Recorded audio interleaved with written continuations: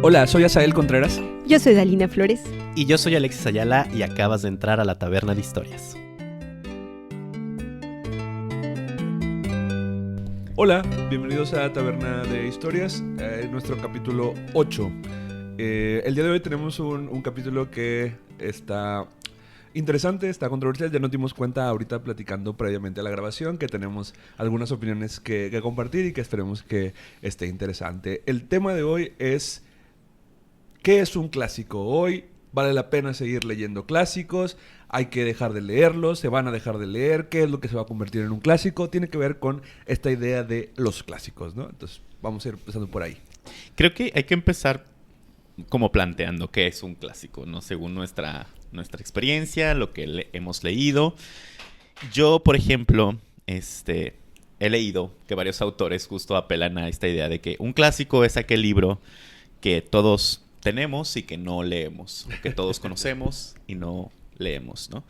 Yo considero que en ciertas ocasiones es verdad y en ciertas ocasiones no tanto, depende de la experiencia de cada persona, pero más allá de eso, Harriet Sanders dice en un artículo que una novela clásica es aquella que ha perdurado gracias a su excelencia, con historias que siguen frescas y temas universales como el amor, la muerte, la moral, pero también aclara que muchos libros que hoy consideramos clásicos pasaron desapercibidos en su época porque no se valoraban las voces de sus autores. Híjole, pues yo realmente entre más pienso al respecto, más dudas me quedan, porque creo que hablar de un clásico nos lleva irremediablemente a hablar del canon. Y obviamente hablar de canon nos lleva a procesos socioculturales que se determinan y que se han determinado a lo largo de la historia de la humanidad desde una mirada muy, muy específica, muy privilegiada, ¿no? La mirada blanca, heteropatriarcal, todo eso. Entonces, sin embargo, el arte, la literatura, como cualquier otra arte, es una manifestación, sí, muy profunda del espíritu del ser humano, pero también circula a partir de procesos elitistas, sí. No todo el mundo tiene acceso al arte, no todo el mundo produce arte, aunque como decía Remy en Ratatouille, un gran cocinero puede venir de cualquier lado, ¿no? O sea, igual, pero obviamente los contextos privilegiados son los que han permitido que la gente se pierda en buscar cuestiones artísticas. A mí, por ejemplo, Miguel Hernández me encanta porque es uno de los antiejemplos, ¿no? Que a pesar de tener un contexto muy, muy pobre, rural, etcétera, se pone a experimentar con el lenguaje y hace una poesía maravillosa. Pero esos no son los casos comunes. Sin embargo, sí, esos casos tienen que ver con el reconocimiento de una mirada privilegiada que sí les da la oportunidad de entrar, ¿no?, a ese canon. Entonces, por un lado, sí, estamos muy conscientes de eso, pero por otro, como cualquier otro oficio artístico, aunque parezca un poco paradójico, pero no, la literatura tiene por antonomasia una serie de procesos que es polisémica, es lúdica, es contestataria, es rebelde, en la época que sea. Y siempre por eso cambia los paradigmas y no seguiríamos leyendo lo que siempre leemos, aunque podemos regresar a la Ilíada, a la Odisea. Ahorita, a mí les iba a contar hace un rato, me sorprende muchísimo cómo hay tendencias que actualizan una narrativa y la llenan de otras cosas, de referencias y referentes contemporáneos, y hacen que la gente realmente regrese a esos clásicos, ¿no? Y lo que les iba a contar es que ahora que estuvo la Odisea en un montaje que dicen que fue muy bueno, había como 5,000 personas en la fila y nada más cabían en el teatro 1,300. Entonces nos quedamos 1 millón de personas afuera, hagan sus cálculos matemáticos y verán que no fallo, y muy frustrados, ¿no? Pero la verdad es que estaba lleno de chavitos que obviamente en su imaginario está Epic, ¿no? Está Jorge Rivero Herranz, que ha hecho tan popular y que aquí Alexis ha puesto cara de que no sabe de qué estamos hablando. Sí, está bien padre la música, sí. Entonces, yo creo que sí se actualizan, que muchas veces nos resistimos al clásico, ya sea ideológicamente o porque realmente no tiene muchas cosas que decirnos, porque ya los contextos socioculturales ya no son iguales. Sí. Y eso a mí me causa mucha curiosidad. qué va a pasar después. Yo tengo duda de si la literatura siempre es contestataria, porque me parece más bien que lo que sobrevive a una época es aquello que fue contestatario. Sin embargo, en cada época histórica surgen un montón de productos culturales que son bastante afines a una ideología, a un régimen, Al poder. a una cuestión, sí, de poder, exactamente. Y ahorita que hablabas de lo elitista que es como el acceso al mundo artístico, sobre todo en la literatura siento que es un poco más visible porque la alfabetización es una cuestión contemporánea, ¿no? La alfabetización de las masas. Entonces, mientras que un obrero, un campesino podía pintar algo y decir como, oye, encuentro belleza en esto, puedo ver los colores, ¿no? Aquí no podía usar las letras y el lenguaje con la misma facilidad o con la misma... no sé cómo llamarle, la posibilidad que lo podía hacer otro tipo de artes. La música, por ejemplo, ¿no? Y encontramos como productos musicales que vienen desde lo religioso siempre y que son completamente comunitarios. Entonces, sí me parece que la literatura justo ha estado en las élites desde esa posibilidad de, para empezar, tener el tiempo para educarte y después tener el tiempo para poder estar escribiendo, ¿no? Ya sea que haya sido gente que se haya dedicado a esto, ¿no? Como los ¿cómo se llaman estos? Los juglares, ¿no? Los trovadores, digamos, ¿no? Y los poetas, ¿no? En la antigua Grecia, si pensamos en Homero, que iba literal por el pueblo cantando, se supone, ¿no? Si es que existió tal Homero, ¿no? Pero, incluso me parece que en ese sentido también corresponde a una situación política porque ¿se han preguntado por qué se escribió la Odisea y la Ilíada? ¿O por qué está así narrada? Sí, la Ilíada. Sí, de hecho las dos, pero pensemos en la Ilíada y... O sea, ¿realmente hubo una guerra ahí? ¿O es todo absolutamente mitológico? Sí, claro que no bajó Afrodita a ayudarle a tal, o sea, pero A hubo ver, una hasta guerra vamos a que inspira- explicarte. no existen los No dioses griegos. existen o sea, los dioses griegos. o sea, hubo una situación histórica de guerra, de hecho de conquista de una región donde había un estrecho, un mar, donde se necesitaba el paso para llegar a una zona minera bastante importante para los helénicos, y entonces se necesitaba ese espacio. Entonces hay una guerra ahí, hay una situación de conquista que fue una cuestión muy impresionante para el tiempo y que después se empezó a mitologizar, ¿no? Es que había un guerrero que, no, hombre, nadie le podía ganar, ¿no? El Ajax se mató a 15 así de un jalón y Aquiles andaba ahí corriendo y no corriendo, ¿no? Así, no podía hacer... sí, se agarró a Héctor y lo zarandeó por toda la... ¿no? Ajá, le dio, ojalá. Groseros. No, el que le dio fue a Patroclo. Sí, es cierto, a Patroclo. Entonces, sí, no, viene como justo desde una mirada política, no nada más desde la imaginación absoluta de alguien. Pues es que ajá. toda la épica es eso. Ajá, exacto. O sea, todos estos poemas épicos que se surgieron, obviamente a partir de mitologías, pero que se arraigaron en diferentes regiones, desde los Nibelungos, el Cantar de Roldán, el del Mío Cid, Beowulf, era para darse identidad y unidad, exacto. que ahorita lo vemos con el cine norteamericano de héroes, ¿no? Ajá. Quieren como afianzar su ideología a partir del respaldo de las masas, y todas las narrativas épicas realmente están enfocadas en eso, en darte una identidad y un reconocimiento a partir de ciertos valores de la época.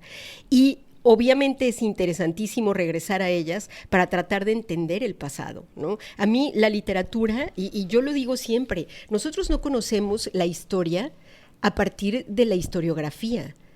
La historiografía la escriben personas que se dedican a armar discursos, sí basados en hechos, pero artificiales con esos hechos.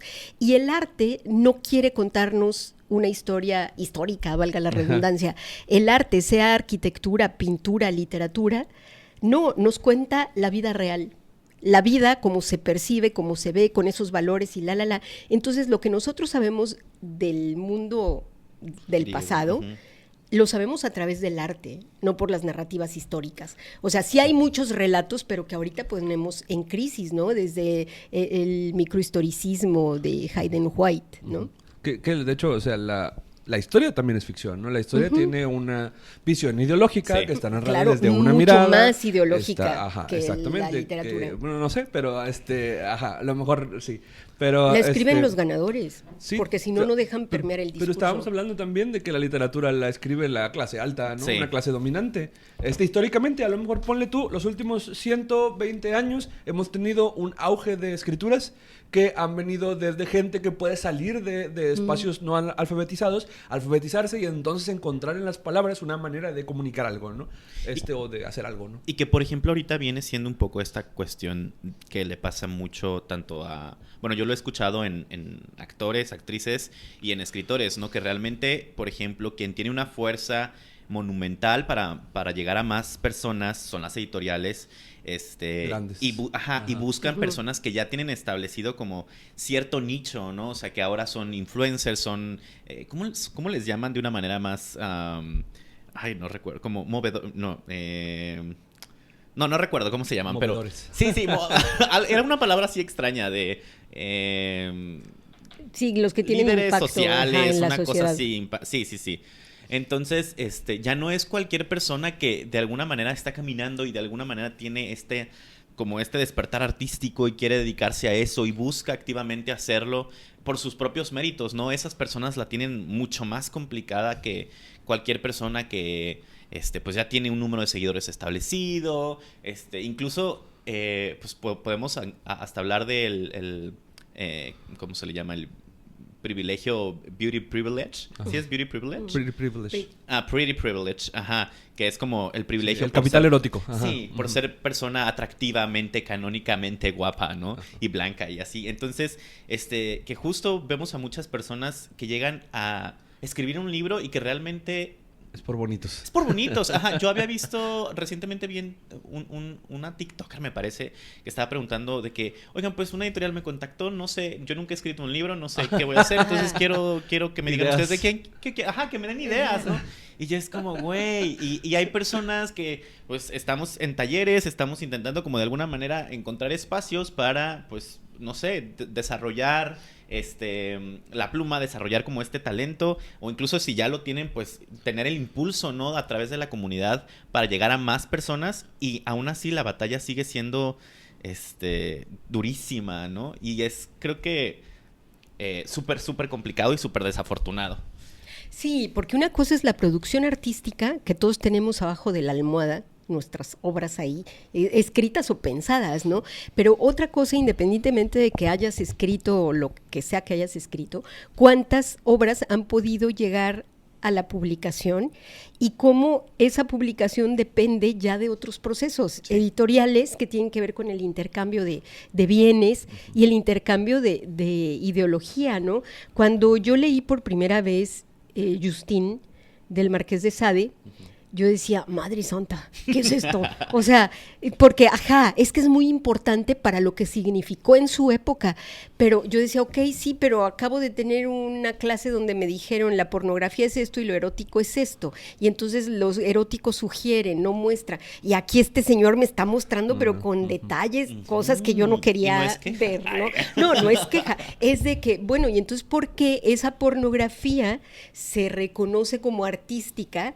Por lo que significó y cómo sacudió las conciencias, ¿no? Entonces creo que también la literatura tiene una gran capacidad para sacudir conciencias, no de manera intencional o perniciosa. Perniciosa en el sentido de que yo te puedo hacer un discursito para que te la creas y te sumes a mi ideología, como ha pasado fácilmente,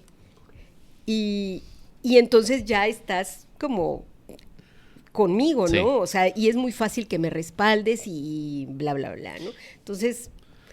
Es como decir que el fenómeno que aconteció con esa obra la convirtió en clásico. Depende. Uh-huh. Sí, en el caso del Marqués de Sade, sí.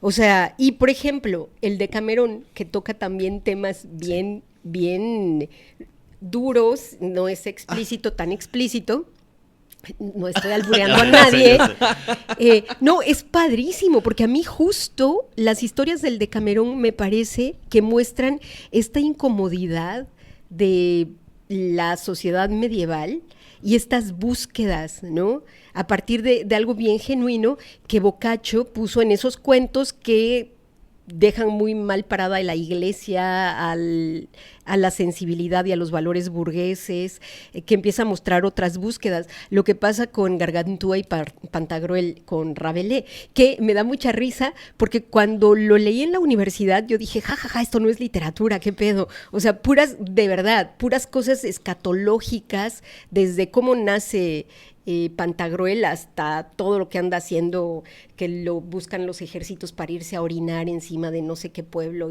porque son unos gigantes. Entonces yo decía, esto está muy escatológico, ¿es de señor o de niño chiquito, no? Ahorita no sé si han visto que están de supermoda los poemas y toda la literatura. Acaba de salir una revista nueva en Jalapa, cuyo tema principal es la caca, ¿no? Por ejemplo, es una revista para niños, porque a los niños les encanta lo escatológico, y bueno, vayan y lean Gargantúa y Pantagruel, les va a encantar. Entonces, a lo que voy es a eso. De pronto hay temas que cumplen su cometido y que de ser contestatarios, de rebelarse contra el sistema, pero después estos temas, ¿qué te dicen a sociedades contemporáneas? Nos muestran cómo era una sociedad y cómo fue cambiando. A mí me parece que un clásico tiene esa gran capacidad que nos hace dialogar con el pasado, que creo que es lo más importante. Ahora, los lectores contemporáneos están perdiendo habilidades para poder dialogar con el pasado, construir ese puente. Hace unos años, un influencer también decía que Rayuela era anacrónica, que nadie podía leer a Rayuela. Y yo recuerdo muy bien cuando leí Rayuela en la universidad, dije, guácala, y odié a Cortázar. Después lo amé porque leí sus cuentos. Y ya que fui grande y ya que estaba más reposada intelectualmente, regresé a Rayuela y me pareció una maravilla. Pero entonces también yo creo que los clásicos, muchos clásicos, le proponen un reto muy fuerte al lector. Y no todos los lectores, sobre todo ahorita que estamos acostumbrados a consumir información, a tenerlo todo al alcance de un clic, entonces no quieres pensar más allá de lo que es fácil y consumible, ¿no? Y eso me parece riesgoso. Justo en este libro del que hablábamos al principio, antes de grabar el episodio de Italo Calvino, que se llama Cómo leer un clásico, habla también de esto, que a veces justo los libros clásicos son nombrados aquellos que un libro que la gente elogia y no lee, pero que luego recomienda él visitar cuando uno es mayor, ¿no? Cuando uno es más grande, porque quizá tiene un acercamiento inoportuno en primera instancia, pero luego cuando creces y tienes más experiencia y la vida te atraviesa y todo, ¿no? Lo humano, la comunidad, etcétera, visitas ese clásico y por primera vez tienes una experiencia importante con esa lectura, ¿no?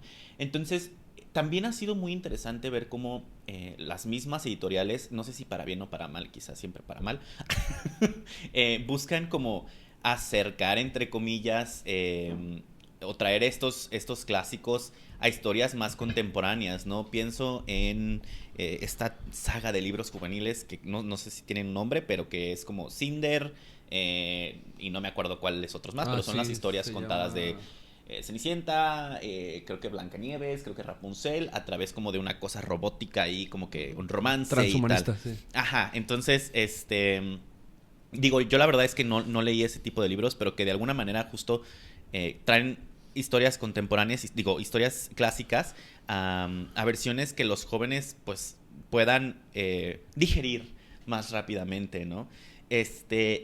Y creo que la importancia en eso no es mantenernos en esa lectura, que creo que a veces ese discurso predomina, ¿no? De que sí, sigamos leyendo esto y esto es lo que nos encanta, ¿no? Que es como, sí, pues si te acercaste a estos libros va, pero creo que las otras lecturas, las lecturas clásicas puede que te nutran más. Y digo puede porque las posibilidades, pues están, ¿no? De que puede que no. Y puede que te sirva, a ti como lector te haya gustado muchísimo más Cinder que la historia clásica, ¿no? Entonces, digo, es interesante porque también había pensado, y creo que planteaste tú esta idea al principio,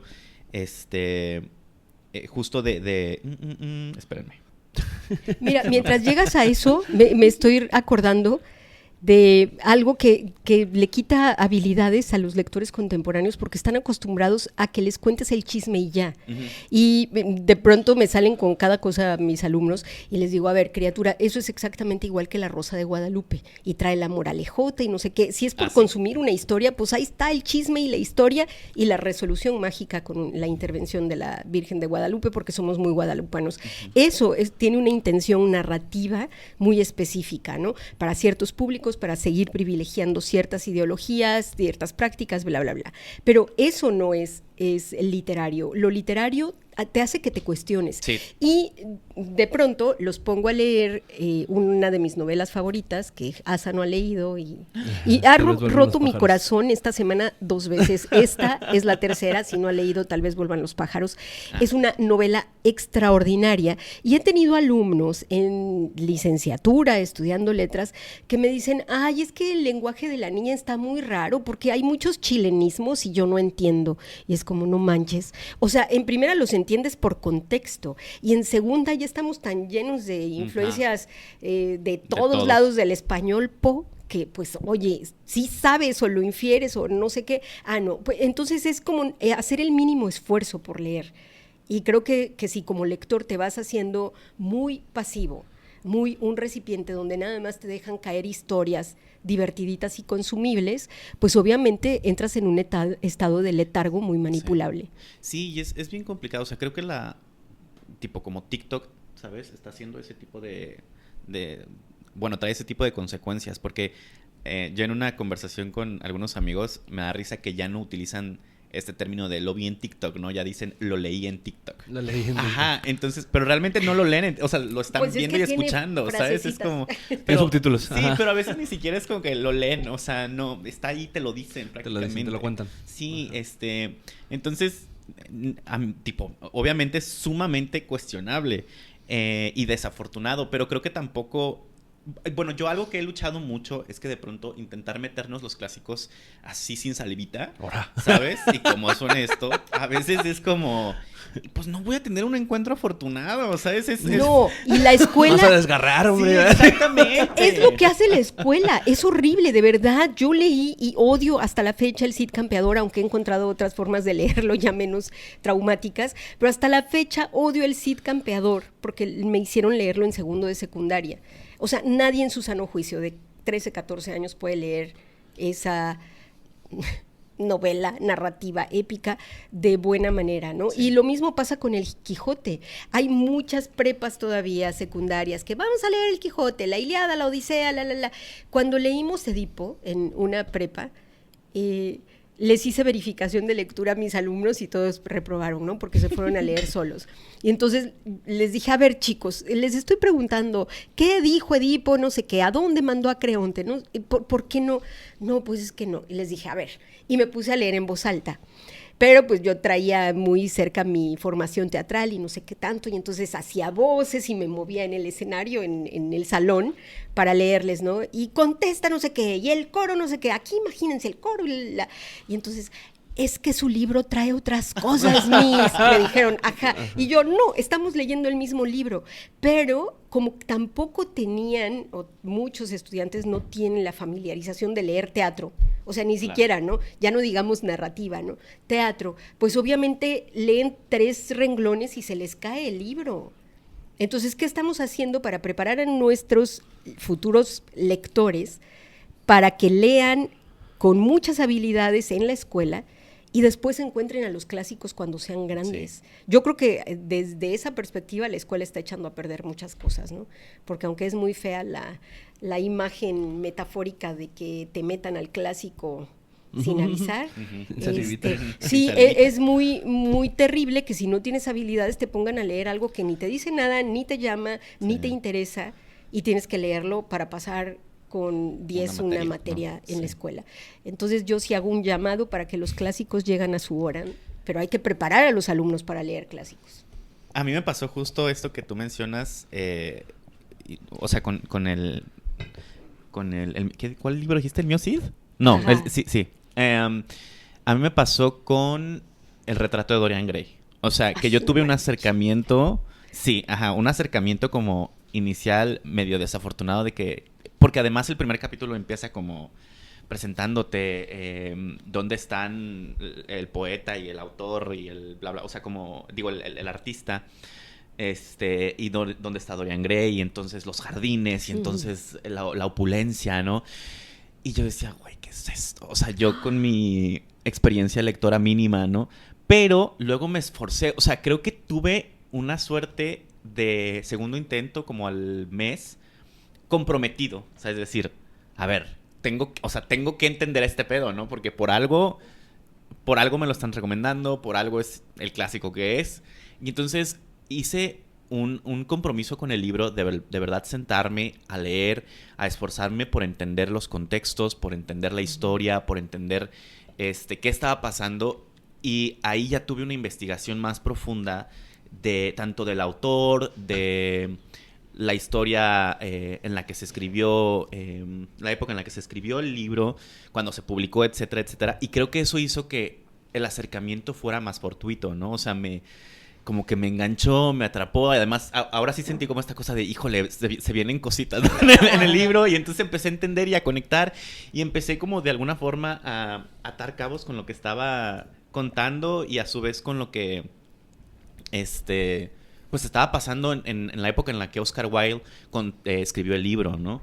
Y fue muy afortunado, o sea, y no he tenido, al menos desde ese entonces, otro encuentro desafortunado con clásicos, porque si sé que no es el momento de leerlo, no lo hago. O sea, si es así, que no me esfuerzo, ¿no? Porque, por ejemplo, hay libros como la Ilíada, la Odisea también, que sí me dan mucho pendiente, que yo leí algunos capítulos en la universidad, no leí todo el libro completo, lo confieso, pero que hay ediciones, por ejemplo, no recuerdo cómo se llaman estas ediciones que son de book, siempre se me olvidan las cosas, perdón, pero que traen como una suerte de estudios críticos. Sí, estudios críticos, sí, ajá, y entonces son mucho más accesibles, te ayudan a entender en contextos actuales. Además, por ejemplo, la Divina Comedia, ¿no? También tiene tiene este libro que se llama Comedia, ¿no? Nada más.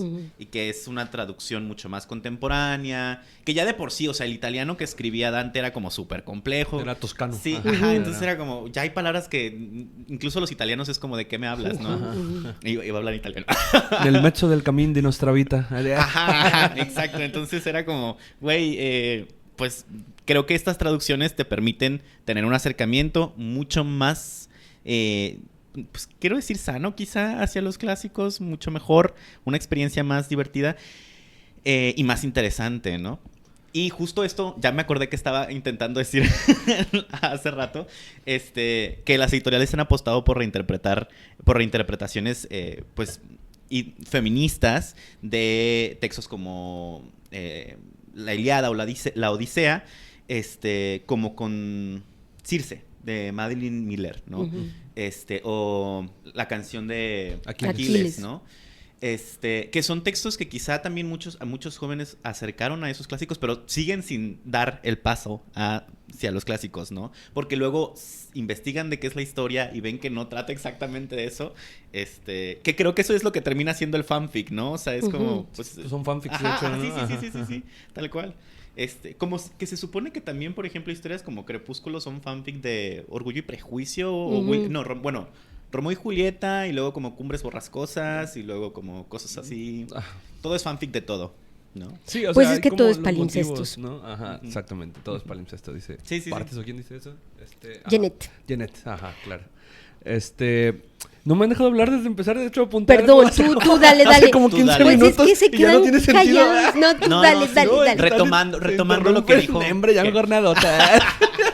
Perdón, no creas, Asa. no, a 15 ver, minutos para Asa. No, luego sí me lo tomo en serio, A ver, han hablado ya un chorro de cosas, ¿no? Pero partiendo como desde... ¿Cómo se...? Decías, ¿no? Que los clásicos, la literatura corresponde a una historia, entonces es una manera de acercarnos a la historia. Yo creo que sí y no.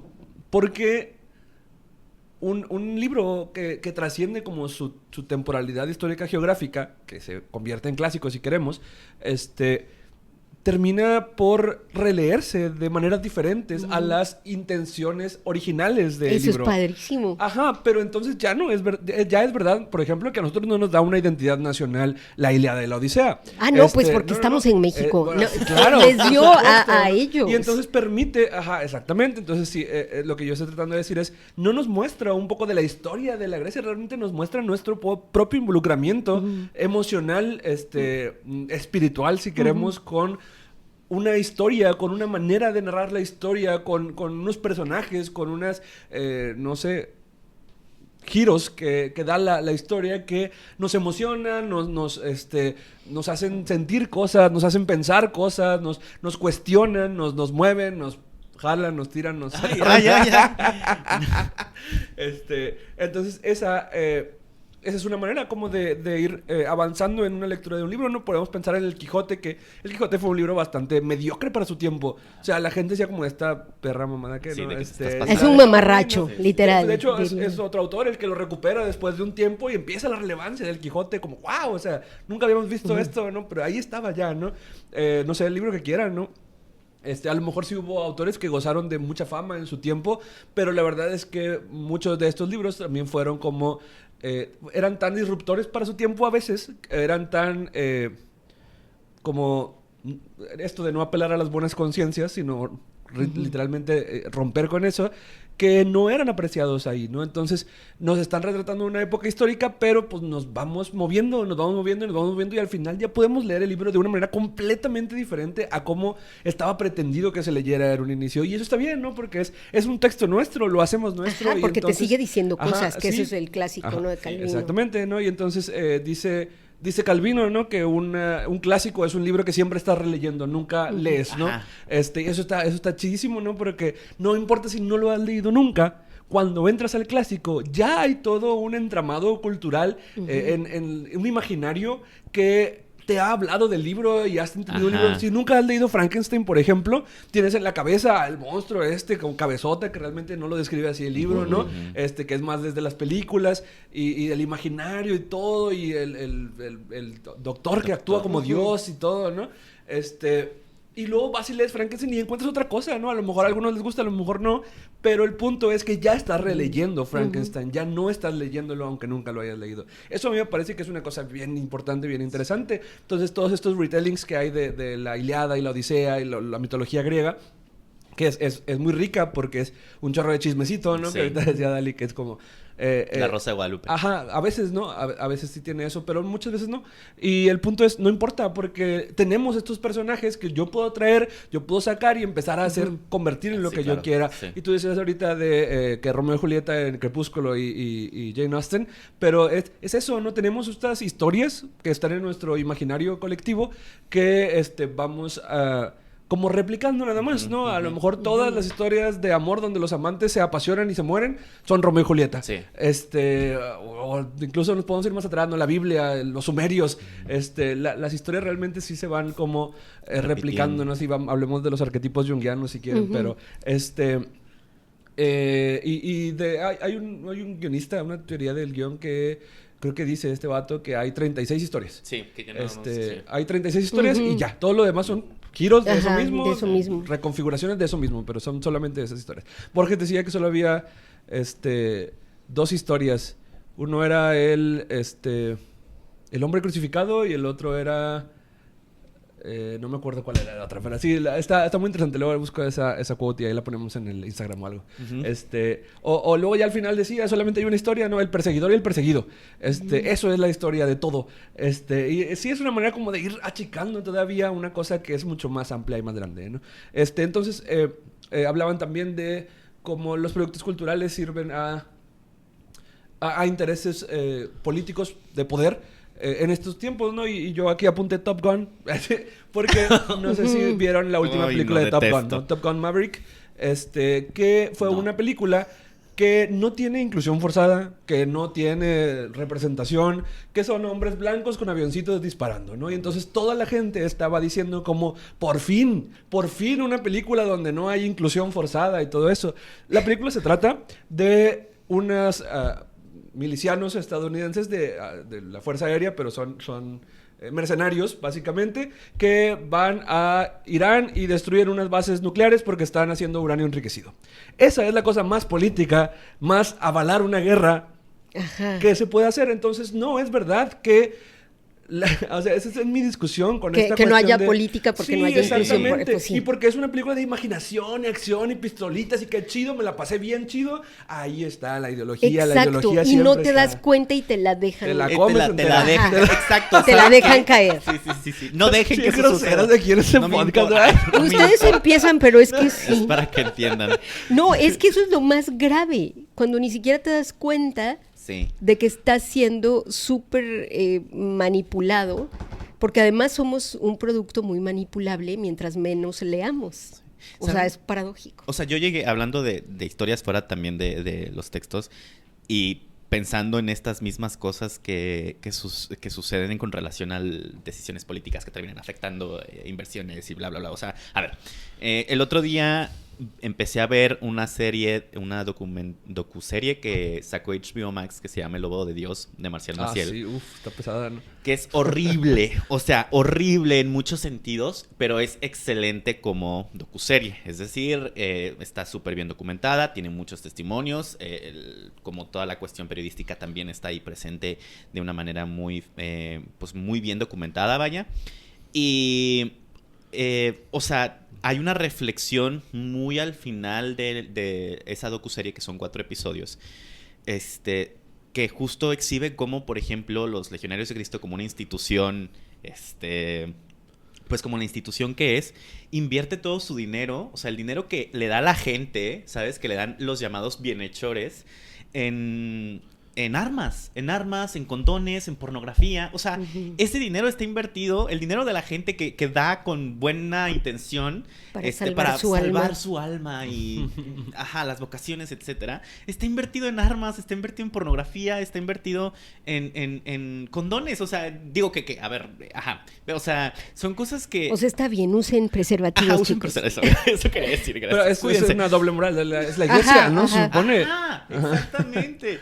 Entonces, o sea, uno va pensando que como que las cosas que vemos no tienen estos discursos, o de alguna manera, también algo que ya mencioné en otro episodio es, parece que lo que nos están poniendo de frente no queremos verlo, ¿no? O sea, de nuevo, estas cosas de no politizar la lectura, no politizar las cosas que vemos. O sea, están presentes aunque no queramos verla, hasta incluso en las cosas que hacemos los domingos a las 12 del día cuando vamos a misa, ¿no? O sea, O cuando venimos a grabar el podcast. O cuando venimos a grabar el Los podcast, domingos. ¿no? Entonces, la verdad es que justo como decía Dalina, leer nos ayuda a cuestionar de alguna forma cómo estas instituciones, estos aparatos... ¿sí se llaman aparatos? Aparatos Ideológicos. Gracias. Luis Althusser. Terminan también metiéndonos esta suerte de vas a hacer lo que yo quiera hacer, ¿no? Sí, y a mí me parece que el clásico, a lo mejor ahorita ya lo vemos como muy sesgado hacia un uso político para su contexto, pero creo que la intención no era esa originalmente, y creo que lo que hacen los libros que se quedan permanentemente no son los que te dan una receta de cocina para vivir la época en la que estás, que mucha literatura, sobre todo infantil, está asociada con eso, ¿no? Con enseñarte valores, la que prevalece es la que se va a quedar ahí para que tú, cada que la leas, te hagas preguntas sobre qué estás haciendo aquí, ¿no? Y creo que eso lo podemos encontrar en obras que son clásicos contemporáneos o no tan contemporáneos, ¿no? Desde Frankenstein. A mí me parece que es una maravilla. Es para mí justo el salto del pensamiento medieval religioso y la innovación científica hacia otra cosa, ¿no? Y eso lo vio una chava de 18 años. Entonces, qué loco, ¿no? Que sus papás, Mary Wollstonecraft, ¿cómo se llamaba? Wollstonecraft. Pero también estaba en una superposición de privilegio. Claro que sí. Claro, porque sí, no puedes dedicarte a leer a los 18 años y a irte de pinta con tus amigos por el mundo en esa época. Pero una chava tuvo esta sensibilidad para integrar elementos que tienen que ver con el desarrollo científico de la época y la idea de quiénes somos y cómo estamos construidos, ¿no? Entonces, a mí me parece que eso tiene muchísimo valor, independientemente de la época en que lo leas, y que te va a hacer preguntarte cosas, ¿no? ¿Quiénes somos como seres humanos y cómo llevamos a esa criatura a volverse tan violenta, ¿no? Nos lo preguntamos siempre. Bueno, yo creo. Yo espero. No, y es lo que estamos viendo, y a mí me da mucho coraje, de verdad, todo lo que está pasando hoy en Palestina, que tiene que ver con quiénes somos y cómo no hacemos nada. Sí. Y si hacemos no sirve de nada, no sé. Sí, es que, yo por eso siempre que grabamos me pongo triste. Sí, no, de verdad. De verdad, es que, o sea, terminan, obviamente, viendo esta cosa que, pues, sucede todos los días y que a veces uno evita o desea no ver, ¿no? Porque es desafortunado, es triste. Y los libros a veces son esta suerte, pues, no quiero decir escape, sino como de respuesta, de guía, de acompañamiento, pero que de igual forma cuando regresas a la realidad pues termina siendo duro. Ajá. Muchas cosas otra vez. Pienso en ahorita hablabas, ¿no?, como de los legionarios de Cristo invirtiendo en armas. Y es algo que como que sí, no lo podemos ver, no está ahí por debajo, pero no está tan debajo, no, si le rascamos un poquito sale todo ese moreno, ¿no? Por ejemplo, hace un mes se reportó, por ejemplo, que el CEO de Spotify está invirtiendo dinero directamente de eso en armas para el ejército israelí, ¿no? Sí. Por ejemplo, literalmente en armas. No hay como, no es como que, le está dando dinero, no, literalmente estoy invirtiendo en armas, ¿no? Está todo un entramado colonial capital como ejerciendo una dominación por detrás de todo lo que estamos consumiendo. Todo, y entonces ahí me queda esta cuestión. Esta semana estuvimos discutiendo en el grupo y estuvimos discutiendo todo México, toda la escena literaria en México, sí, sobre este tema, ¿no? De ideología contra, contra realidad o realismo o imaginación, ¿no? Porque luego yo ya había visto este debate antes. Bueno, de hecho es un debate bastante cíclico en México, pero hace poquito el debate era literatura de imaginación contra literatura autoficcional. Entonces lo verdaderamente literario es lo que viene de la imaginación, lo que es autoficción pues es tu diario, ¿no? Sí. Eso no es literatura. Esa era la discusión. Generalmente el lado de la imaginación está representado por señoros, y el otro lado está representado por mujeres, ¿no? Y luego esta semana fue lo ideológico, ¿no? La literatura se está volviendo ideológica. Y pues sí, era una tontería. Yo les decía, me parece porque no todo es ideológico, ¿no? No sí. hay nada que no sea ideológico. Oye, a lo mejor hay una moral que está dominando en la academia. Vamos a decir eso, porque realmente no está dominando en el mundo. Está dominando en la academia y se está moviendo a través de redes sociales. Sí. Es una moral progresista. Es una moral que tiene buenas intenciones y que a veces cae en un paternalismo condescendiente terrible. Pero ahí está, ¿no? Es una realidad. Entonces hay instituciones que están respaldando como movimiento académico. Sin embargo, es verdad que la literatura no solamente representa la realidad, sino que representa la manera en la que funciona la realidad. Sí. Y la realidad a veces, o sea, funciona a través de la dominación. De hecho, siempre todo el mundo está construido a través de sangre, genocidio, muerte y dominación y guerra, sí. Hay una canción de Bob Burnham que lo explica. Se llama How the World Works. Pues, búsquenla. Y sí, no, o sea, desde ahí ya tenemos como esto.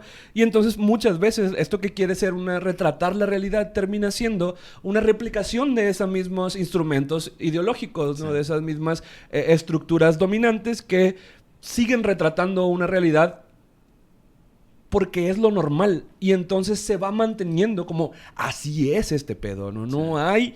O sea, a lo mejor quisiéramos que fuera diferente todos, claro que sí. Pero así es. Y se acabó, ¿no? Y entonces a mí me parece que hay una responsabilidad, a lo mejor, no de educar, no de enseñar, no de como... tú decías ahorita, Dali, ¿no? Que la literatura siempre critica su statu quo, ¿no? Siempre está en una guerra constante contra lo que... Es contracultural, dijiste. Va en contra de lo que está impuesto, ¿no? Sí, pero luego se Contestataria. instituye como hegemónica, o supuesto. sea, en estos movimientos pendulares de la Pero, visión es del mundo. contrahegemónica de entrada, ¿no? O sea, si entendemos sí. la literatura Sí. como algo que trasciende a su tiempo, siempre va a ser una contrahegemonía. Es un poder que se quiere oponer al poder, ¿no? Entonces, desde ahí les voy a recomendar un libro de Terry Eagleton que se llama La estética como ideología. Es magnífico, lo estoy leyendo ahorita y estoy flipando, ¿no? Como dicen los españoles. Sí. Y eso, ¿no? La estética como ideología tiene estos conceptos. Eagleton era un teórico literario marxista. Entonces, pues sí tiene una visión en la que todo esto está Pero era muy integrado, ¿no? listo, Sí, güey. sí, no, inteligencia súper sensible, aparte, no es una cuestión de caballo de Troya, ¿no? Es realmente algo más profundo como su mirada. Y luego, ahí puso justo que la literatura pues refleja la realidad, sí, también replica estructuras dominantes y también replica estereotipos bastante violentos y dañinos que mi punto es, tengamos cuidado, o sea, tú decías ahorita, ¿no? Como si tú pones ahí, yo quiero poner, es que eso no ha dejado de ponerse, ¿no? Incluso estos textos escritos por mujeres que han tenido como justo una crítica feminista a este tipo de realidades, siguen describiendo este lenguaje de esta manera, ¿no? Y ha estado problematizado desde ahí. Sí, Entonces, y están respondiendo sí, a por una supuesto. realidad Y también hegemónica. también es verdad que hay una tendencia de mercado en la cual está moviéndose más, la gente ya no lee, ¿no? Sí. Y entonces, de repente, las morras dijeron, oye, yo quiero leer. Y entonces están leyendo cosas que les esté representando, identificando. Entonces la tendencia de mercado es darle eso que están. Sí, porque somos mucho más las lectoras mujeres. Sí, que les decía que hay hace poquito se publicó, creo que en El País, un artículo que decía que los hombres no están leyendo ficción, ¿no? ¿Y qué están leyendo los hombres? Están leyendo autoayuda, están leyendo otra vez a Marco Aurelio y malinterpretándolo, trayendo un estoicismo bien capitalista, rancio, estúpido. Y eso es lo que estamos leyendo como hombres. Entonces, claro que si las mujeres están leyendo más, las grandes editoriales no se van a quedar esperando a ver, que lean lo que ya está publicado. No. Déjame te doy exactamente lo que quieres. Y si están viendo que Bookstagram y BookTok están jalando un chorro de lectores, pues claro que voy a ir a buscar a tu Bookstar favorito. Bookstagram favorito. ¿A Bookstar? No, es como Bookfluencer. Sí, Bookstar. A tu Bookstار. Bookfluencer Sí, es favorito cierto. y le voy a hacer un Un libro. libro. No importa que nunca haya escrito ni una plana de su nombre en toda su vida. Qué terrible. Es que ahí nos enfrentamos a una situación bien compleja. Que el problema Porque- es el capitalismo, ¿no? Por Sí. cierto. Ajá, pero ¿saben Para que qué? quede claro. Yo creo Ya que, llegamos. que mucha gente no entendió lo que dijo Parra. A mí me parece muy obvio lo que dijo Parra en esta discusión sobre la literatura y todas las producciones culturales, artísticas, lo que sea, son ideológicas, siempre están sesgadas y siempre te permean quién eres frente al mundo, ¿no? Y aunque tú digas, ay, ya a mí me vale la política, eso es tu postura política, Ajá. ¿no? Pero él decía que no entendía cómo había convocatorias o había editoriales que expresamente desde la moral, porque él mismo pone como ejemplo que cuando una editorial te dice, no, es que esto no se vende, esto sí se vende, pues si está desde la mirada económica, comercial, decir, no te lo voy a publicar porque no se vende, es mucho más comprensible a que te diga, es que no te lo voy a publicar porque no voy a poner una novela donde haya violencia contra las mujeres, donde haya discriminación de no sé qué. Entonces, como que fabricar artificialmente una perspectiva moral o ética respecto a algo, sí me parece que sesgas la producción. O sea, porque la realidad es la realidad. Y yo siempre pongo esto como ejemplo, de verdad, en literatura infantil es súper fácil. Aunque tú estés de acuerdo con una ideología, si tú lees Nicolás tiene dos papás, donde el texto está horrible literariamente, perdón, pero es un niño contándote su vida con dos papás y tú dices, sí, las familias todas son diferentes y qué padre que haya inclusión, pero también te lo está imponiendo como una ideología. Entonces, aunque tú estés de acuerdo con esa ideología, es como que, ay, espérate. Pero si lees La Vaca problematiza la idea vaca de que la... se creía mariposa. Ajá, la vaca que se creía mariposa problematiza la diversidad y realmente hace que los niños o el lector se pregunte sobre, ay, sí, tienes que seguir tus sueños a costa de lo que sea, o nos preocupamos por los jardines, o la vaca que está haciendo. Y obviamente eso te lleva a hablar comunitariamente por estas dudas que te presenta el texto, ¿no? Entonces, yo creo que es un poco lo mismo. Puedes hablar de cualquier tipo de temas, pero el problema es cómo lo tratas. Ese es exactamente el problema. A ver, esta discusión, Parra decía, bueno, de hecho está bastante la voz del reportero ahí, de la persona que lo está entrevistando, bastante movido se ve el asunto, precisamente yo creo que para causar este impacto, ¿no? Claro. Pero,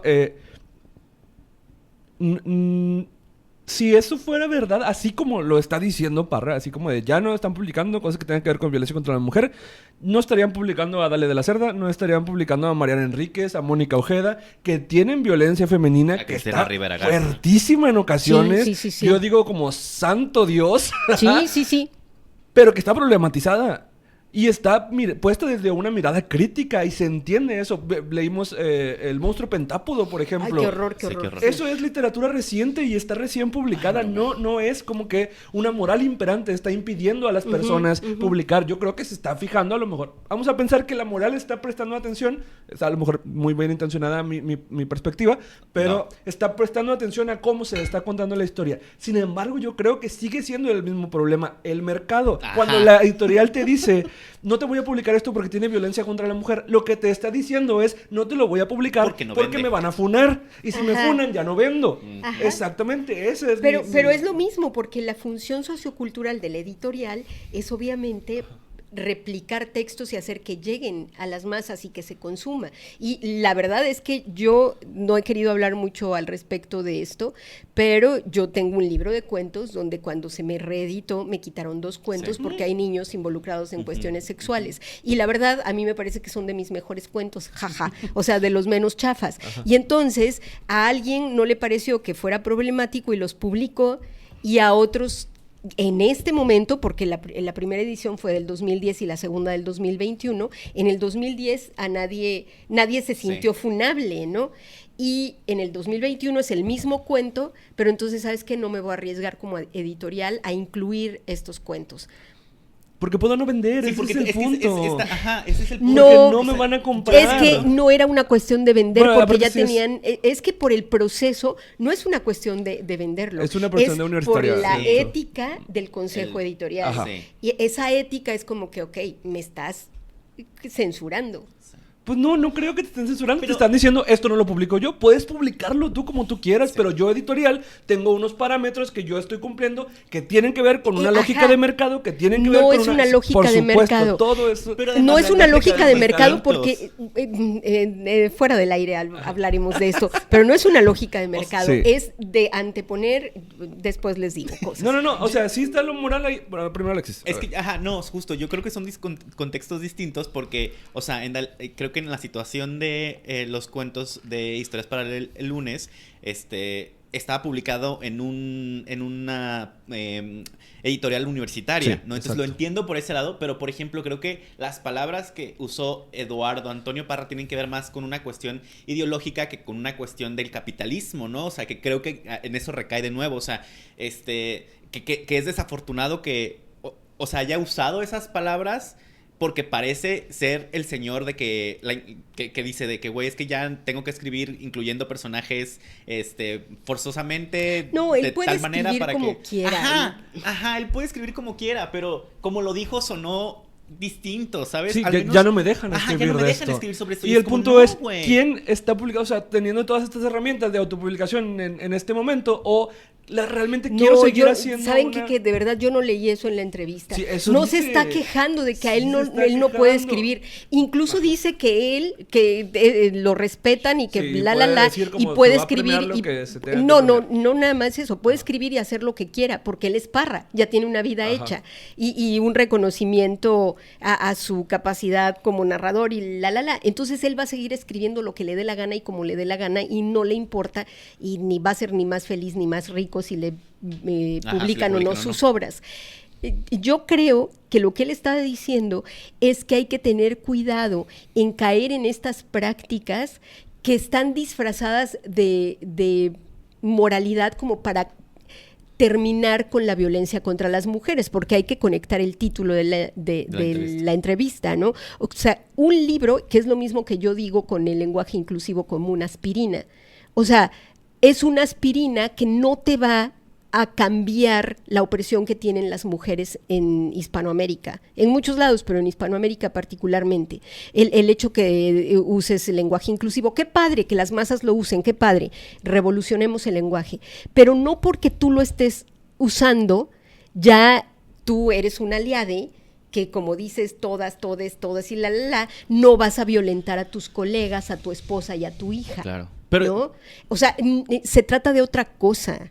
O sea, yo creo que de alguna manera usar ese es resistencia. O sea, incluso frente a discursos como que pueden decir, es que eso no está haciendo nada, no es acción. Para mí es resistencia, incluso para quienes dicen que no está haciendo nada, ¿no? Porque, o sea, quien está viviendo esta batalla, creo que somos las generaciones como más, ¿cómo decirlo?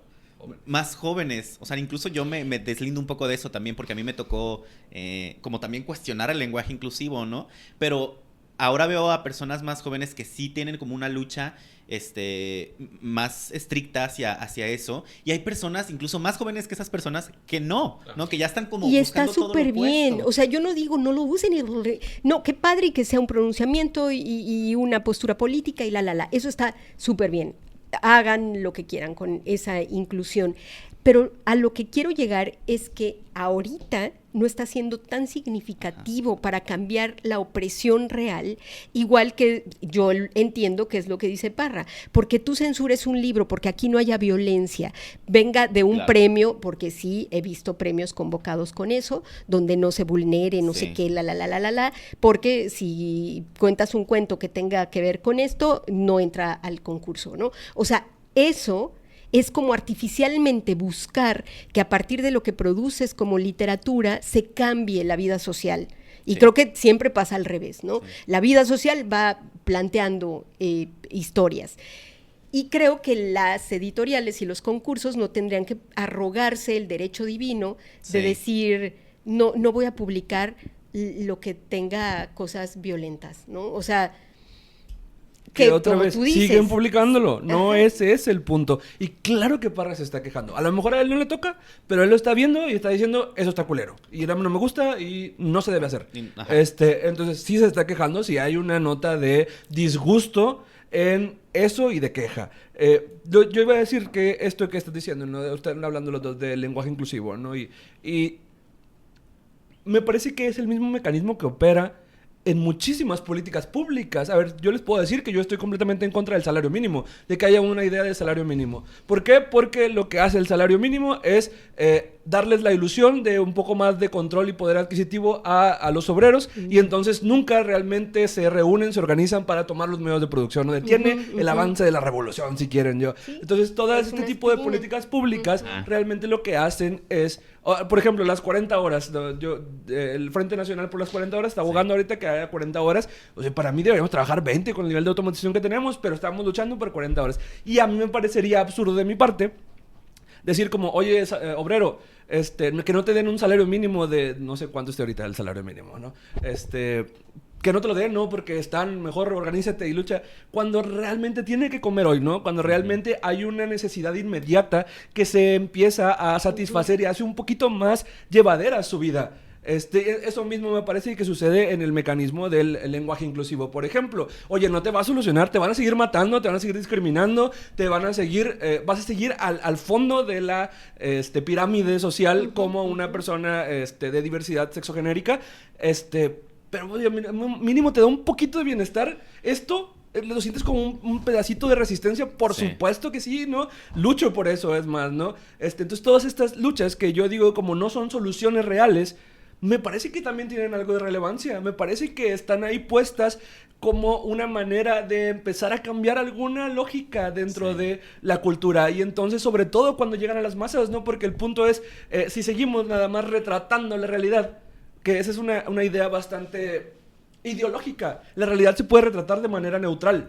Yo puedo ver que esta persona mató a esta persona y escribir esta persona mató a esta persona, cuando ya desde la manera en la que lo hago estoy posicionándome ideológicamente ante esto, aunque yo quiera ser absolutamente objetivo con cómo sucede, ¿no? Entonces, a mí me parece que no hay nada que no sea intrínsecamente ideológico.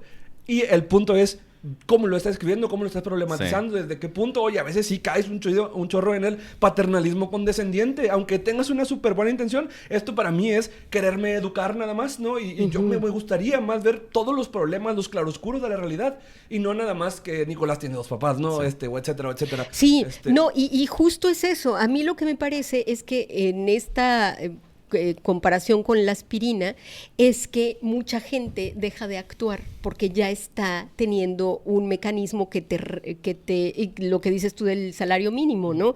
Que te soluciona a corto plazo el problema y ya no te involucras para tomar los medios de producción, ¿no? Porque ya tienes este espejismo, esta ilusión de que estás teniendo un efecto positivo para tu condición. Y no...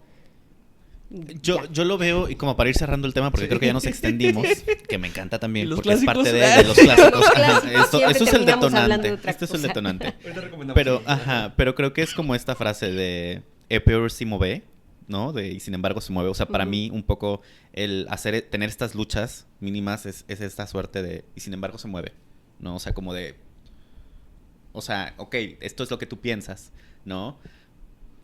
Y sin embargo se mueve, ¿no? Ajá. O sea, un poco eso. Fíjate que me dio mucha risa, no sé si vieron el caso de esta mujer en Twitter que acusó a una diputada a un diputado de nepotismo por un cargo que obtuvo su esposa a partir de eso, ¿no? Entonces, la diputada Karina Barreras del PT la demandó. Y entonces en la demanda decía que la persona, que hizo la acusación, había incurrido en violencia de género en lo político, y entonces había como manchado la imagen y a lo mejor podía como detener el avance de su carrera política, y se le pedía que se disculpara durante 30 días. Entonces, durante 30 días, ¿no lo vieron eso? No. Fue muy famoso. ¿Qué pido? Dato protegido, ¿no vieron eso? No. En Twitter, cada día publicaba una de que, perdón, dato protegido, porque aparte su nombre estaba protegido, pero toda la nota de la comunidad siempre era, dato Wow. protegido es Karina Barreras, diputada del PT, para tal y tal, ¿no? Entonces, durante 30 días lo estuvo publicando, y entonces ella lo tomó a broma, como de, jajaja, miren esto, y me mandaron unos videos para que me reeducara en cuestiones de violencia de género, y no sirven las ligas, entonces no sé cómo me van a medir esto, pero pues aquí está, y durante 30 días estuvo publicándolo, y el último día publicó, y sin embargo se mueve, ¿no? Me encantó esa manera de verlo, ¿no? Porque claro, otra vez, es un instrumento ideológico del Estado, una cuestión de control. Realmente esta mujer sí está en un caso de nepotismo, ¿no? Y la clase política es de lo más bajo que hay en la nación, ¿no? Son los verdaderos amantes de lo ajeno, pero entonces tenemos como a esta replicación de los valores progresistas bien intencionados, que sí hay violencia política de género, sí la hay, sin embargo ya se hizo un uso inadecuado de esta herramienta que tiene como finalidad la protección de personas vulnerables en espacios públicos para hacer una cuestión de despliegue de poder. Ahora, que eso puede pasar en las editoriales, en la política, en el cine, que estas cuestiones de representación, de todo eso, ahí puede pasar, no está exento porque no es un mecanismo que funcione a la perfección. No, lo voy a decir fuera del aire. Ya. Ok, entonces, recomendaciones de clásicos. Empiezas, Alexis. El retrato de Dorian Gray, léanlo, me parece formidable. Frankenstein, Don Quijote, Rules. Excelente. Yo digo Ulises, el Ulises de James Joyce. Uf, Bien perro tranqui, librazo. sutil. Ajá, no, es que justo Ponte es... tantita salivita, amigo. Justo es eso, no es una... Es un libro que se identifica como algo difícil, sí está difícil de leer, pero tiene como regresa a algo muchísimo más grande de lo que tú estás dispuesto a recibir, entonces sí te da mucho, ¿no? Entonces, La vida es sueño, todo el teatro del siglo de oro español es una maravilla de verdad, Don Gil de las Calzas Verdes. Bueno, hay tantos clásicos divertidísimos que tienen que leer, de verdad. Siglo de oro, todo el siglo de oro excepto Góngora. Perdón, no, José Góngora, Javier. no, claro que sí, yo iba a recomendar a Góngora. Por favor, lean a Góngora. Yo estaba pidiéndole perdón a José Javier, ahora te voy a pedir también a ti. No, todo el siglo de oro español es la neta del planeta y toda la generación del 27. Polifemo y Galatea y Soledades, vayan a leerlos, por favor. Soledades. No, la fábula de Polifemo sí, Soledades. Sí. Era del año la Estación Florida. Era del año la Estación Florida, en que el no sé qué. Sí, no, puede ser el siglo de oro, ¿no? Quevedo, Lope de Vega, San Juan de la Cruz, por favor, Santa Teresa de Jesús. Sí. Entonces, ese tipo de poesía, de hecho, sí, es poesía. toda la poesía del siglo de oro. Y luego pasar justo a como a cuestiones narrativas en la literatura anglosajona hay bastantes ejemplos que... Justo yo en la prepa tuve una clase de literatura inglesa, que aparte del certificado horrible, y leímos muchos clásicos en inglés que yo no hubiera leído nunca fuera de esa clase. Shakespeare. Y la verdad es que Shakespeare, más siglo XX, ¿no? Hemingway, Scott Fitzgerald, ajá, todo los años 20, ¿no? Sí. Faulkner. Ay, Dios mío. Ajá. Entonces, ese tipo de lecturas también creo que tienen una cuestión interesante y que es posible reapropiar desde lo latinoamericano. Podemos dejar de fingir que están en otra parte y realmente reapropiarnos como lo hicieron la gente que escribía realismo mágico en Latinoamérica, que realmente es retomar a Faulkner desde otra mirada, y después Faulkner queda en el olvido, no importa, ¿no? Porque esto que hace va trascendiendo, y aparte no es que lo haya inventado Faulkner, ¿no? De entrada, pero sí. En fin, pues muchísimas gracias por escuchar este podcast que empezó hablando de clásicos y terminamos hablando de temas política. sociales. Ajá, siempre Así es sucede. Y pues nada, les agradecemos mucho su tiempo y pues estén revisando ahí las redes sociales de Taberna de Historias, porque estamos planeando hacer por ahí algún club de lectura, que estaríamos muy felices de que nos acompañaran. Acabas de entrar a la Taberna de Historias. Nada, esto es todo. Yo soy Julián Faulkner. Yo soy Ernest Hemingway. Y yo, Clarice Lispector. Nos vemos en otro episodio. Adiós.